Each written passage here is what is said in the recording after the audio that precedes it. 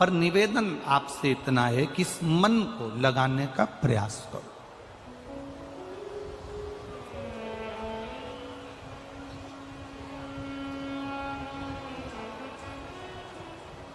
इस चित्त को परमात्मा में लगाने का प्रयास करो।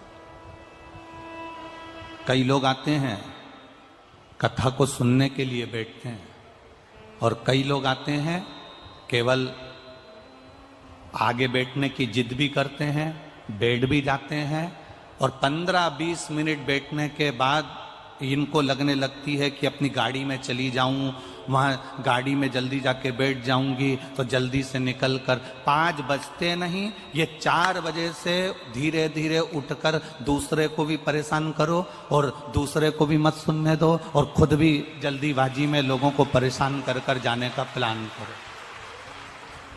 हमें समझ में नहीं आता कार्यकर्ता इन लोगों को आगे बिठा क्यों देते हैं। इनसे कुछ ले लेते हैं क्या कि दे दो 50-25 हजार रुपए, तुम्हें आगे बिठा देंगे, तुम 5 मिनट बैठना, उठ के चली जाना, जाओ।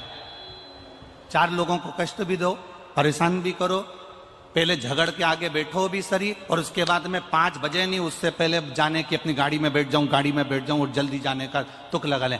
कितने लोग परेशान होते हैं तुम्हारे चक्कर में, जिनकी चित्त वृत्ति में इससे तो घर में बैठकर कथा सुनना अच्छा है, या फिर पीछे वो पंडाल बना हुआ आखिरी का भोजनशाला वाला, उसमें आराम से बैठो, जाओ, सुनो, भक्ति का रस तत्व ग्रहण करो।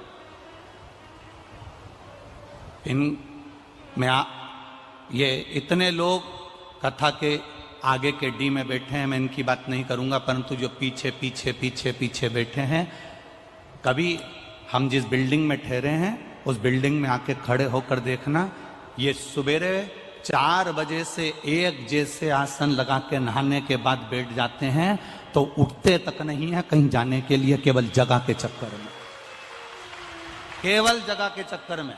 और ये कार्यकर्ताओं से पूछना, ये बनखंडेश्वर महादेव कमेटी से पूछना, इन्होंने इतनी कथा करवाई होगी, इतने बड़े बड़े संत साधु सन्यासी तपस्वी साधक उपासक सब आए होंगे, जिन्होंने अपनी निर्मल वाणी से यहाँ प्रवचन दिया होगा, कथा करी होगी, पर इस बनखंडेश्वर महादेव कमेटी से पूछना कि ऐसे शिव भक्त इन्होंने कभी जिंदगी में नहीं देखे होंगे जो सुबह 4 बजे से जगह संभाल कर बैठते हैं। इस कमेटी के लोगों से पूछना कि इन्होंने इस कथा में क्या पाया, इस कमेटी के लोगों से पूछना कि इस कथा में इन्होंने क्या देखा, इस कमेटी के लोगों से पूछना कि इस कथा में तुमने क्या नया देखा, तो ये आपको बताएंगे कि रात भर सत्संग चलता है, दिन में कथा पूरी हो जाती है, और रात भर भजन चलता है, रात को 1-1 बजे तक भंडारे चलते हैं, लोग उनका दर्शन करने आते हैं, सुबह उठकर 4 बजे से लोग स्नान कर कर फिर बैठ जाते हैं। क्या चलता है? दूसरी कथाओं का स्मरण करोगे तो हमें नहीं मालूम कि उसमें यह सब होता है कि नहीं होता, पर शिव महापुराण का एक तत्व ही अलग है, शंकर के ओघड़ी का तत्व ही अलग है। और जितने कार्यकर्ता यहाँ सेवा में लगे हुए हैं, जितने तुम्हारे यहाँ वेद पुराण हुए हैं, उसमें और इसमें एक अंतर तुमको लगेगा, इसमें सेवा का आनंद आएगा, इसमें सेवा से ऊपोगे नहीं, तुम्हें सेवा से उपज नहीं होगी कि अब मैं थक गया, इसमें सेवा का आनंद आएगा। कोई अगर बांट रहा होगा ना, तुम खड़े हो जाओगे, लाओ मैं दोना दे देता हूं, ला तुम खिचड़ी भरो, लाओ तुम पोहा भरो, लाओ तुम पूड़ी दो, मैं देता हूं, इसमें सेवा का आनंद आता है।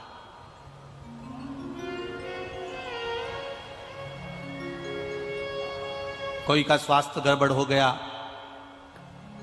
बनखंडेश्वर महादेव कमेटी के लोग यहां खड़े होकर माइक में बोल रहे, डॉक्टर साहब की टीम जहां कहीं भी हो वो यहां पर आ जाए और आगे आकर सेवा करे। हम ऐसे डॉक्टर साहब को भी नमन करते हैं और ऐसे बनखंडेश्वर समिति को भी नमन करते हैं जो आवाज लगाकर बुला रहा है।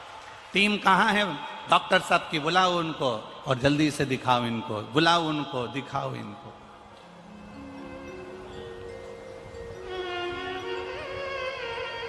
एक भक्ति के बल को बढ़ाना है हमको। और जब भक्ति का बल बढ़ेगा, शरीर से तुम ये मत सोचना कि मैं हाथ से सेवा करूंगी तो भगवान प्रसन्न हो जाएगा, मैं चलकर कथा में पहुंचूंगी तो भगवान प्रसन्न हो जाएगा, मैं नयनों से दर्शन कर लूंगी तो भगवान प्रसन्न हो जाएगा, मैं कानों से कथा सुन लूंगी तो भगवान प्रसन्न हो जाएगा। भगवान को प्रसन्न करने का सबसे पहला तरीका है तुम्हारा दिल, तुम्हारा हृदय, तुम्हारा मन तुम परमात्मा से लगाने का प्रयास करिए। जब तुम्हारा हृदय, तुम्हारा दिल, तुम्हारा मन परमात्मा से लग जाएगा तब भगवान खुद प्रसन्न हो जाएगा।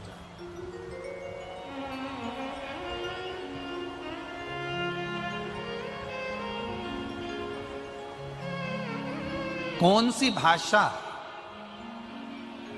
कौन सी भाषा मेरे भगवान समझते हैं?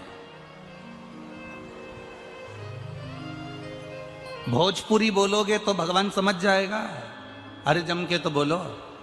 गुजराती बोलोगे तो समझ जाएगा, अंग्रेजी बोलोगे तो समझ जाएगा, मराठी बोलोगे तो समझ जाएगा, तमिल की बोलोगे तो समझ जाएगा, मद्रास की भाषा बोलोगे। करा कि तुम उत्तर प्रदेश में रहते हो, गुजरात जाते हो तो गुजरात की भाषा तुम्हें नहीं आती, महाराष्ट्र जाते हो तो महाराष्ट्र की भाषा तुम्हें नहीं आती, महाराष्ट्र के लोग यहाँ आते हैं तो उनको उत्तर प्रदेश की भाषा नहीं आती, जो यहां से वहां जा रहा है उसको वहां की भाषा नहीं आ रही, वो वहां से यहां आ रहा है उसको वहां की भाषा नहीं आ रही। जरा विचार करना, मेरे भोलेनाथ गुजराती की भी भाषा सुनते हैं, मेरे भोलेनाथ मराठी की भी भाषा सुनते हैं, मेरे भोलेनाथ तमिल की भी भाषा सुनते हैं, मेरे भोलेनाथ बंगाली भी भाषा सुनते हैं, मेरे भोलेनाथ मद्रासी भी सुनते हैं, मेरे भोलेनाथ उत्तराखंड की भी सुनते हैं, मेरे भोलेनाथ असम की भी सुनते हैं। कभी विचार करना, क्या मेरे भगवान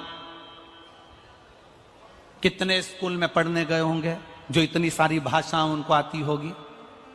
गुजराती गुजराती भाषा में विनती कर रहा है, मराठी मराठी भाषा में विनती कर रहा है, विद्वज्जन संस्कृत में विनती कर रहे हैं, साधारण व्यक्ति हिंदी में विनती कर रहा है, कोई गुजराती, कोई मराठी, कोई बंगाली, कोई पंजाबी, कोई तेलुगु, सब अपनी अपनी भाषा में विनती कर रहे हैं। कभी विचार करना, क्या भगवान इतनी भाषा को जानते हैं? क्या भगवान इतनी भाषा को सुनते हैं? तो हमारा शास्त्र कहेगा, हमारा भविष्य पुराण कहेगा, हमारी अग्नि पुराण कहेगी, हमारी नर्मदा पुराण कहेगी, हमारी पद्म पुराण कहेगी और हमारी कूर्म पुराण कहेगी कि भगवान इतनी भाषाओं को नहीं जानते, भगवान तो केवल एक भाषा जानते हैं, जो दिल से पुकारता है भगवान उसके हृदय की भाषा को पहचान जाते हैं। अब हाथी ने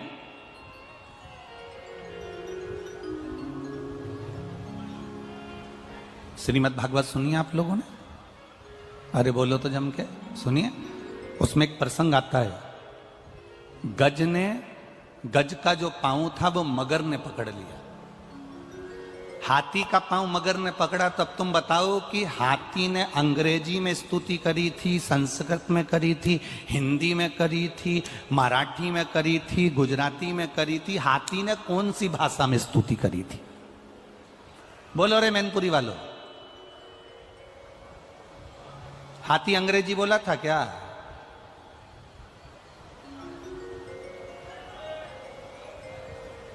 अच्छा, एक बहुत पढ़े हुए लोग रहते हैं ना, जो बात बात में अंग्रेजी झाड़ते हैं, जरा जरा सी बात में अंग्रेजी के शब्द बोलते हैं। कई लोग ऐसे भी होते हैं, व्यासपीठ पर बैठकर भी अंग्रेजी के शब्दों का प्रयोग करना चाहते हैं जिससे हमारी वैल्यू बढ़े।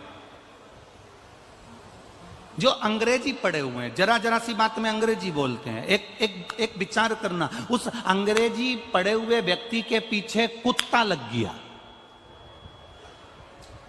अब तुम कुत्ते के सामने कह रहे excuse me excuse me excuse me please please please.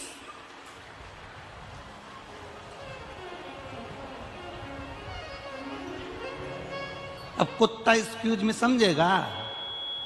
अरे बोलो तो जम के, प्लीज समझेगा? Please please excuse.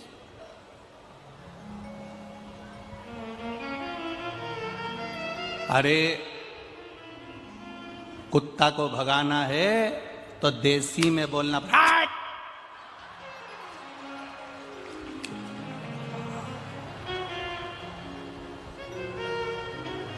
अब तुम सिर पे excuse me please excuse me please. अब कुत्ता क्या समझे तुम्हारा excuse me please, excuse me, don't touch please please please. कुत्ता क्या, यहां तो देसी बोलना पड़ेगा।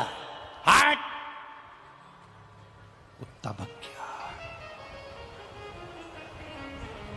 अब तुम कहो कि भगवान गुजराती समझता होगा, भगवान अंग्रेजी समझता होगा, भगवान हिंदी समझता होगा, भगवान संस्कृत समझता होगा, भगवान बंगाली समझता होगा, भगवान ये समझता होगा। भगवान अगर भाषा समझता होता तो हाथी ने कौन सी स्तुति करी थी? हाथी ने, जो हाथी था, हाथी की जो भाषा होती है, हाथी उस भाषा में चिंघाड़ा, और भगवान उस चिंगाड़ की भाषा नहीं, भगवान उसके कलेजे की, दिल की भाषा सुन ली है और दौड़ पड़े। चींटी को कष्ट होता है, वो हिंदी अंग्रेजी नहीं बोलती, कोई भाषा नहीं बोलती, चींटी का दिल दुखता है तो परमात्मा सुनता है। गौ माता को कष्ट आता है, गाय रोती है तो परमात्मा सुनता है। कुत्ते को अगर तकलीफ होती है, कुत्ता चिल्लाता है, उसकी भाषा कोई नहीं जानता, पर परमात्मा दिल की भाषा जानता है। आप कितनी भी स्तुति कर रहे हो, कितनी भी प्रार्थना कर रहे हो, 4 घंटे आंख बंद करके बैठे हो, 2 घंटे से माला पकड़ कर बैठे हो, भगवान को उससे कोई मतलब नहीं होता। भगवान को केवल तुम्हारे दिल से मतलब होता है। तूने कितनी देर मेरे से दिल लगाया है, तू कितनी देर मेरा स्मरण करी है, तू मुझे मन से कितना पुकारा है। तूने मुझे एक बार अगर दिल से पुकारा होता तो मैं तेरे सम्मुख में खड़ा होता। तूने मन से कब पुकारा? पत्राएं हैं, देखिए।